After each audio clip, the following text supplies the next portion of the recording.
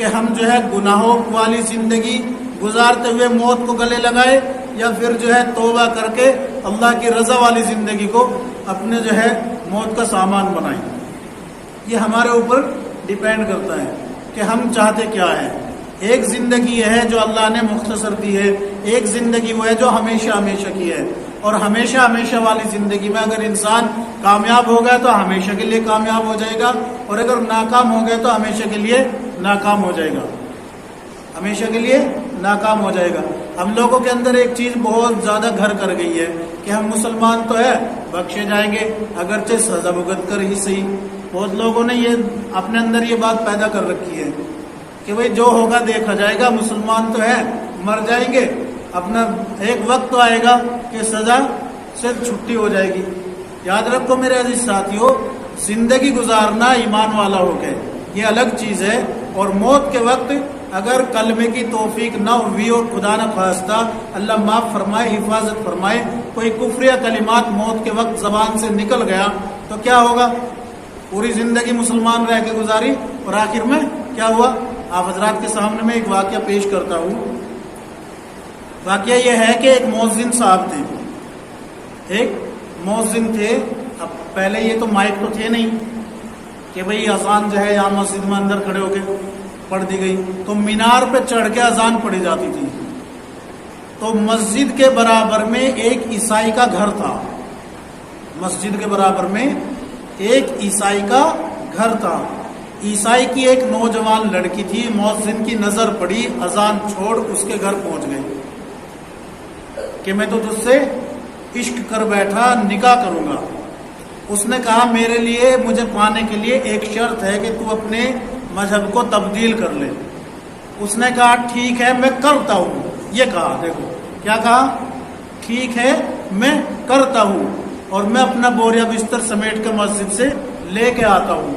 اب جیسے ہی وہ مسجد کی پیڑیوں پہ چڑھا اور بوریا بستر اپنا لے کے چلا، مسجد کی پیڑی سے پیر پھسلا اور ختم۔ اب بندہ کفر پہ گیا کہ اسلام پہ گیا؟ ساری زندگی مؤذن رہا، ساری زندگی کیا رہا؟ مؤذن، لیکن موت کفر پہ آ رہی ہے۔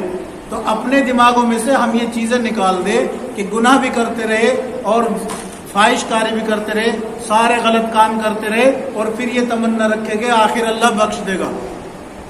یہ تو شیطان کا دھوکہ ہے، شیطان کا اتنا بڑا دھوکہ ہے یہ۔ برسیسا نام کا بنی اسرائیل میں ایک بڑا عابد تھا، عبادت گزار کو عابد بولتے ہیں، عبادت کرنے والے کو، بڑا عابد تھا۔ شیطان کو بہکانے میں اس کو کتنے سال لگے تھے؟ 700 سال کے قریب لگے تھے اس کو بہکانے میں۔ کتنے؟ 700 سال۔ 700 سال تک شیطان کو اس کے ساتھ عبادت کرنی پڑی تھی اللہ کی، تب جا کے وہ بہکائے میں آیا تھا۔ اور جب وہ بہکائے میں آ گیا تو کسی وجہ سے اس نے زنا کیا، برسیسا نے زنا سے پھر اولاد ہوئی، اس کو قتل کیا، پھر جو وہ بیٹی تھی بادشاہ کی جس سے زنا کیا تھا اس کو قتل کیا۔ پتہ لگا بادشاہ کو کہ بھئی اسی نے سب کیا ہے، تو اس کو پھانسی پہ تخت دار پہ لے کے چلے گئے۔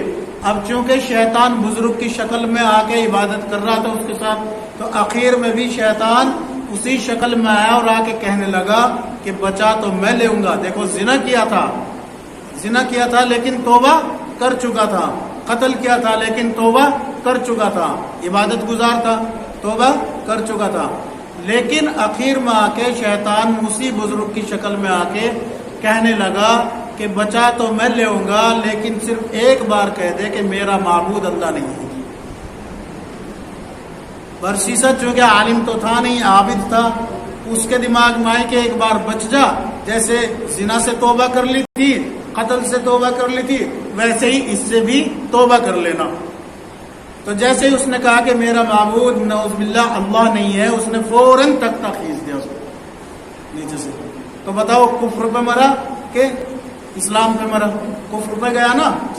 تو میرے عزیز ساتھیو، اپنے اوپر یہ مطمئن رہنا کہ میں مسلمان ہوں، اور مسلمان ہو کے ہی مسلمان یعنی کہ ایمان پہ ہی خاتمہ ہوگا، اور گناہ بھی کرتا رہے، تو یہ بے وقوفی کے سوا کچھ نہیں ہے، یہ بے وقوفی کے سوا کچھ نہیں ہے۔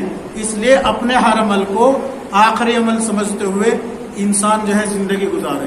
گناہ ہو گیا فوراً